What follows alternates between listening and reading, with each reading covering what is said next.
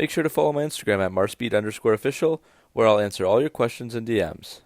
Hey guys, so today I want to talk about the differences between the older 3.5-liter V6 engines found in Chargers, Challengers, 300s, and Magnums from 2006 to 2010, and compare that with the 3.6-liter Pentastar V6 that is found in just about every Mopar product from 2011 to 2018 as the V6 option.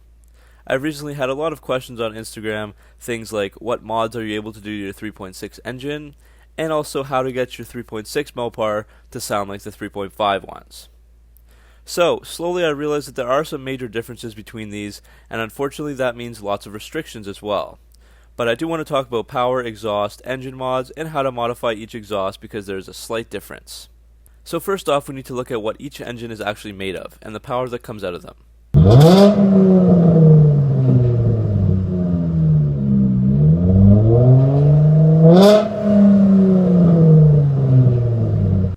This engine is obviously known as the Chrysler Pentastar engine and is a series of aluminum dual overhead cam 24-valve gasoline V6 engines, and they were introduced in 2011. The engine design also allows for the use of E85 or 87 octane fuel, and it features dual variable valve timing. There are slight modifications done to fit certain vehicles, but the horsepower ratings are 283 horsepower at the lowest in the Dodge Avenger and 305 in the highest in the Challenger and Ram. The lowest torque is 260 pound-feet again in the Avenger, and the highest being 269 pound-feet in the Ram. So this means that the engine is making up to 50 horsepower and 19 pound-feet of torque more than the older 3.5 engine.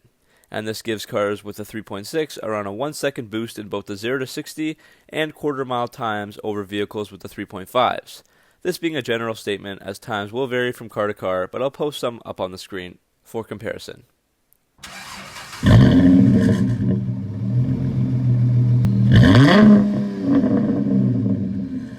This engine was around for almost 20 years, obviously improved a few times over that span. The 3.5-liter has an intake arrangement with 2 separate manifolds and throttle bodies connected with a crossover valve. The 4 valves per cylinder are driven by a single overhead camshaft, as opposed to the conventional DOHC arrangement for multi-valve engines. The cylinder block and cylinder heads are all aluminum, and this engine made between 247 to 255 horsepower and 250 pound-feet of torque. Clearly, this engine is simply slower with less performance than the successor 3.6. However, there still remains some benefits. So the next thing to talk about is the sound of the exhaust, which obviously stems from the engine. Many people ask, how can I get my newer Challenger or Charger to sound like yours, or to sound like any 06 to 10 3.5 Charger with an exhaust? And unfortunately, you can't. It will not sound exactly the same because they are a different engine, and for whatever reason, the 3.5 just has a better and deeper growl and rumble to it. I personally find the 3.6 a little more raspy in certain situations. I don't have the mechanical knowledge to explain why, but that's simply how it is to our ears. That's not to say you can't make the 3.6 sound better than stock, it just may not be the sound of an aftermarket 3.5. Here are some examples to show this.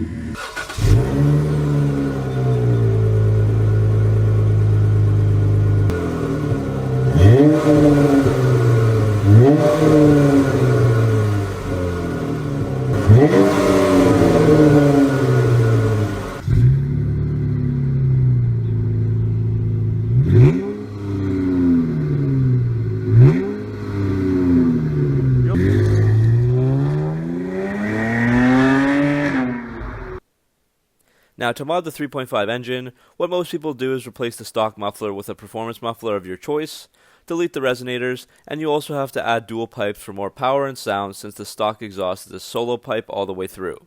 I've done a very detailed video on this if you want to check it in the top right corner, but this is just the basics. For the 3.6, it is similar, except you likely already have the dual exhaust, most of the models do anyways, so all you need to do is remove the resonators and swap out the muffler for something you like. I always recommend hearing sound clips on YouTube first.